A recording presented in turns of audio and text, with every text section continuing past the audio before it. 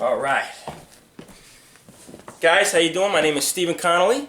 Tonight I have a quick lesson for you. I think it's going to be short and sweet. It's going to get right to the point, and I think it's going to be very effective. Okay, this is just using very basic stuff. I'm just going to use a power chord and your first pentatonic scale. Let's say those are the only two things you know. This lesson would be perfect for you. If you know more, this lesson would be good because you could apply this to all the other things you know. Because a lot of people don't actually do this. A lot of people don't play like this. They don't have this approach to it, okay? You think of scale, you just think, okay, a lot of people do it, a lot of people are guilty of it. Power chords, a lot of people just,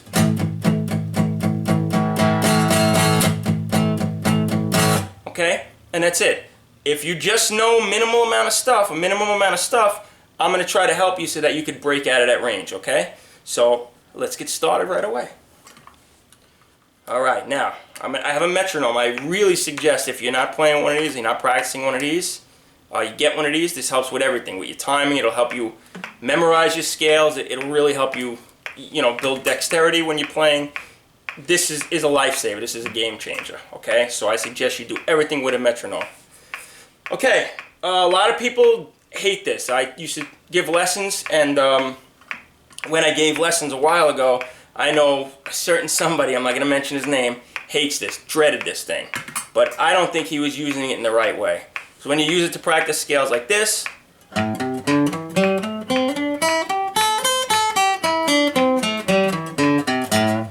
to some people that could get very boring, okay? It's important to do that, yes, but it's also important to use this to your advantage, okay? You got to kind of use your imagination in something like this. You don't know much.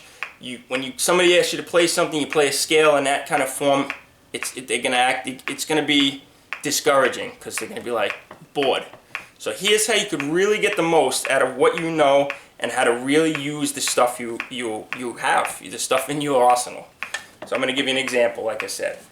What it is you have the beat going. I set the metronome at 115.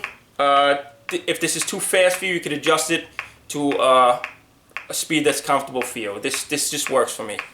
Okay, so like I said, I'm only using a power chord and the pentatonic scale, the first pentatonic scale, and this is how I would do it if this is all I knew. You want to lock in the listener. So let me stop talking, and here you go. Timing's perfect. I'm going to lock right into that beat. Ready?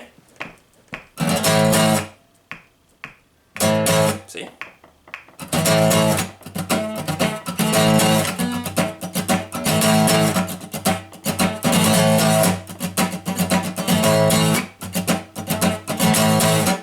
Ready? Right into the pentatonic now.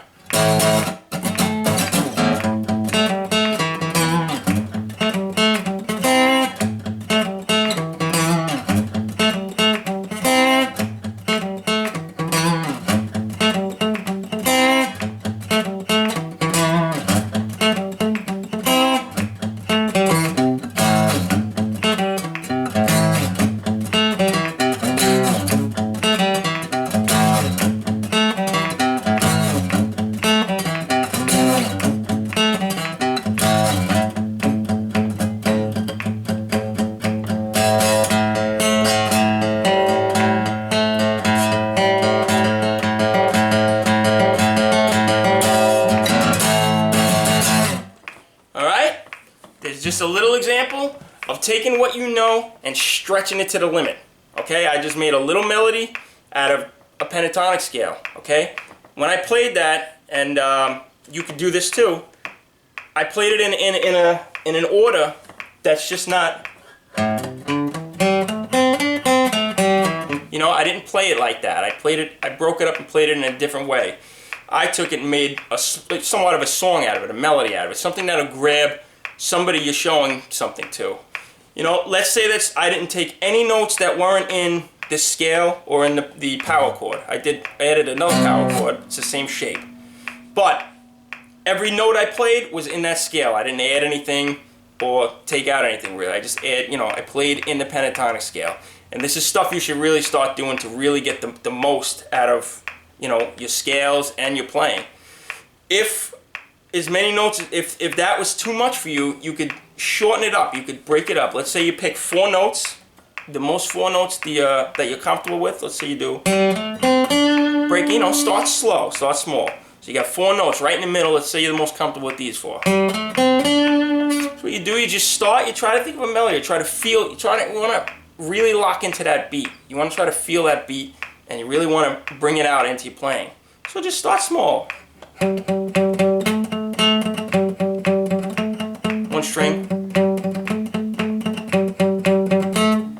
Then, you know, you get a little comfortable. You start saying, all right, that's cool. Add a little bit more.